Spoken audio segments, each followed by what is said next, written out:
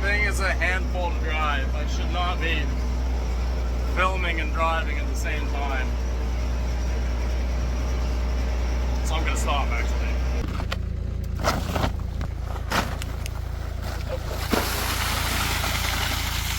Thought I was gonna be higher than Good morning. Today we're gonna go out, hook up the harvester to the 135 and start getting ready to harvest potatoes. It's Friday. Monday we're gonna hopefully get going and dig the first varieties. Likely it'll be Tuesday or Wednesday, let's be real. But we're gonna at least attempt to get going, get the harvester in the yard, get it greased up, get all the cameras hooked up, all the electrical and stuff, and find everything we didn't fix last fall. We said that we were gonna do it, but we just never have time, so here we go.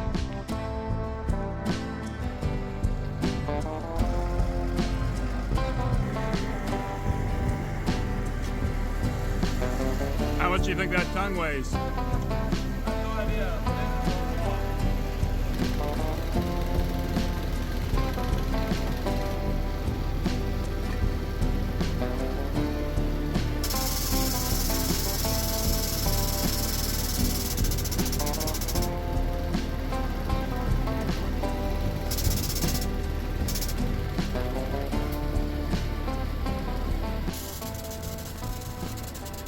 It's super heavy. It's just pushing this jack straight in the ground. For us, this is a huge piece of equipment. For other farmers, this is tiny. They've graduated from this 30 years ago. So for us, this is big stuff. This white 2135, we were told, is basically the smallest tractor that you want to put on this harvester. But we had no problem with it last year. It worked really, really good. We were super happy with it. You could definitely feel the weight behind you. It's something like 37 feet long. I can't remember. I think it can't be 17 feet tall. That's crazy. It must be 17 wide and like 13 tall. It's huge.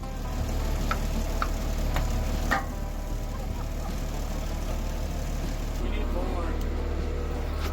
You know it's heavy when it turns a 2x4 into about a ½ inch thick board. Just squish that right to nothing. We needed something to put under here, right? Or did we get that under now? Oh.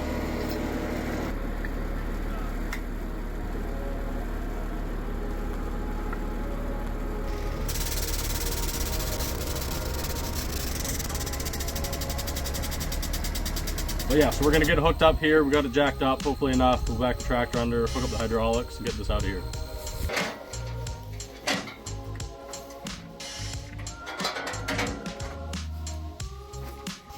So these are all the cameras and all the small wires are the cameras so that I can see all over the machine.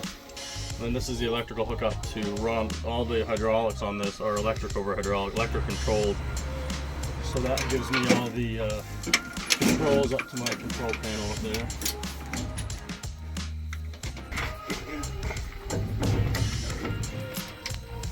So I'm just following the hoses back so I can get an idea of what they do. So that goes with, I guess I could have looked at the yellow spray paint. Oh.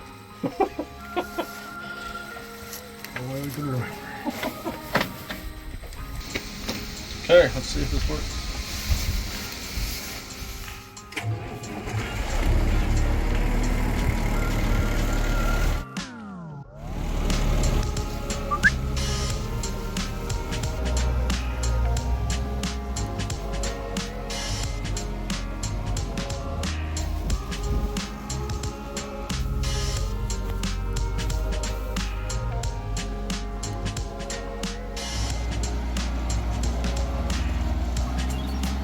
This Lockwood 4620 we picked up last year from a local farmer friend of ours. It's a pretty heavy machine. I'm not sure what the tongue weight is on it. Tractor tires, we had to buy these tractor tires special for this. The tires we had on before were too wide to go between the rows. It would run over either side of the row. So we had to go with a narrower tire. And they're rated for 25 PSI a piece. And just to hold this harvester up with no weight on it, no load on it or anything, we've got to have 55 to 60 PSI in it. It was real scary at first when I pumped it up to that, but the farmer that we bought it from assured us it'd be fine, so I said okay.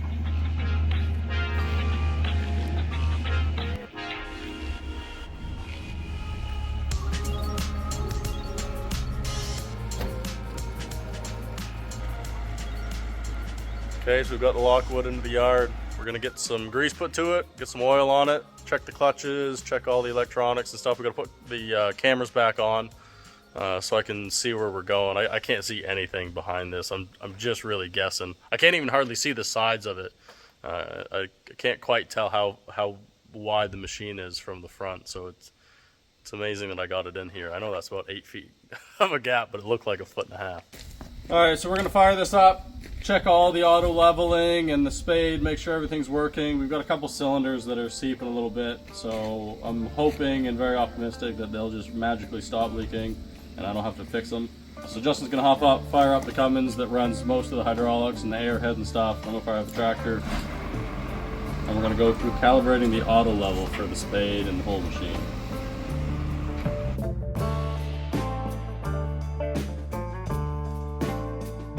So like we thought, it's leaking oil out of the tilt cylinders for the spade.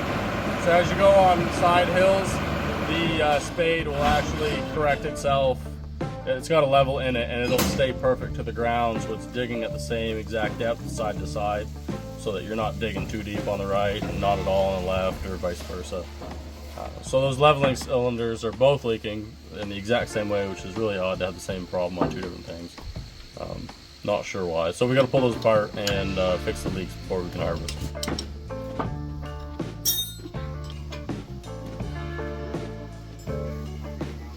Yeah, mine's still leaking. See right from the top of that housing, it's just seeping out. The tractor's not even running. Okay, I guess we'll call the hydraulic place and see if they can rebuild these. Morning. So it's another day. Peter went to town last night, got the O-rings. So we got 6 of them. We only need 2, but we're just nervous that this is going to happen again. So we got a bunch of them. So we got the O-rings. We're going to slap them in the cylinders and put this back together and see if it'll leak. Hopefully it won't, because we're hoping to harvest Monday. So here we go.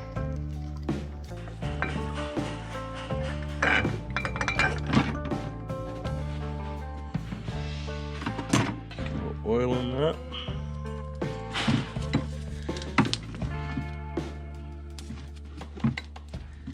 Justin's in the shop doing this on the vise the right way.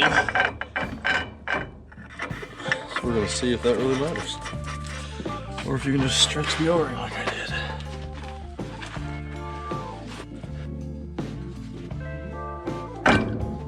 We're just cleaning up the mounting surface. Oh, this is going to take forever. I need an impact. This isn't an impact, but it's the closest thing.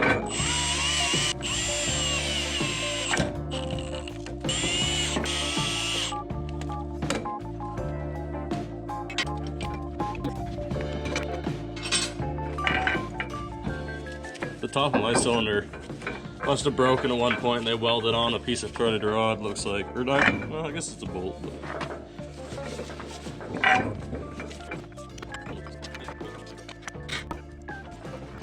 so when I move this, it's gonna make a big mess.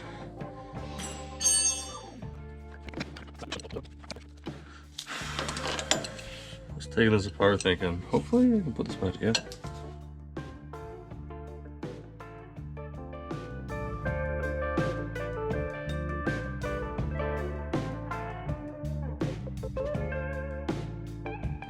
Okay. Back together. Let's try it again.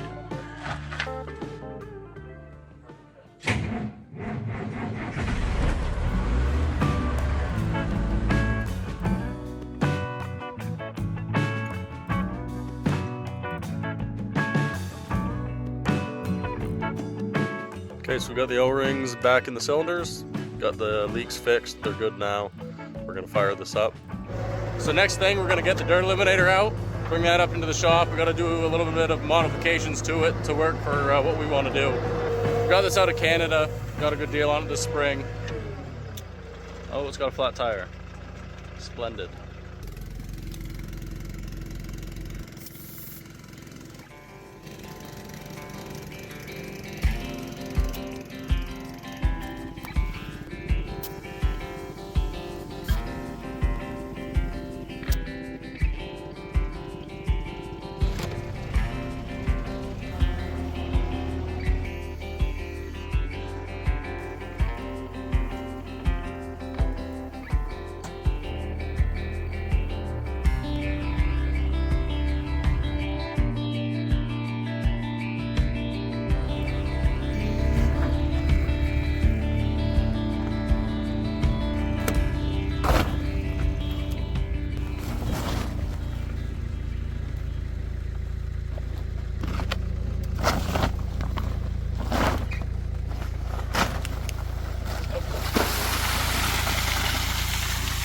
going to be higher than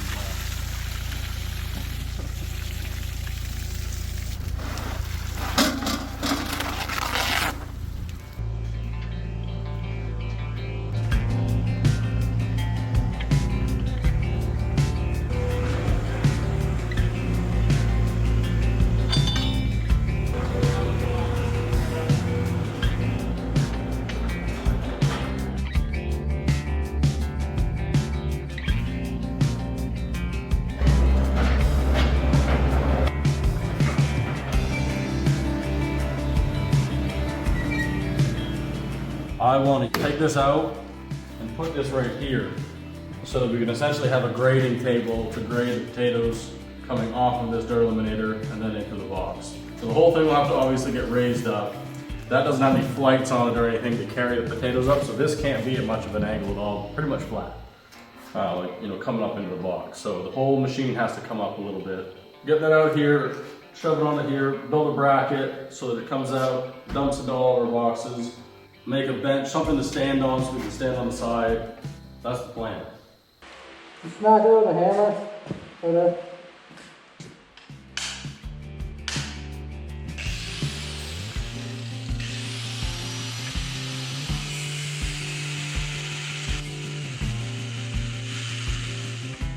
Good morning. So we've got everything ready. Harvester's on the tractor, that's all set to go.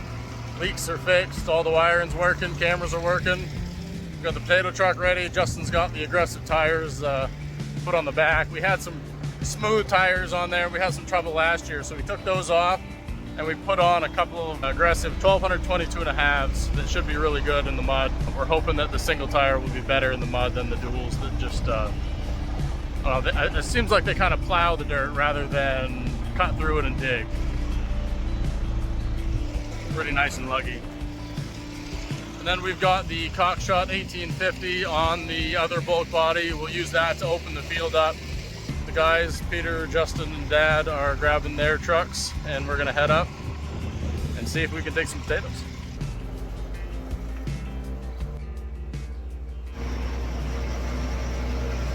This thing is a handful to drive. I should not be filming and driving at the same time.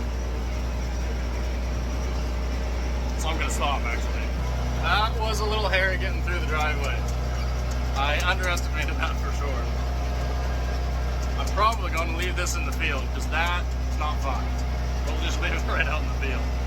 Hopefully no one will steal it. Okay, we're lined up on the field. We're gonna get these first 2 rows of caribou out of the way, and then we got some Yukon Gold. So we've got about 6 rows, I think, of Yukon Gold. So we're all ready to go. We're lined up. We're gonna get Justin pulled up in here. We're gonna dig some potatoes.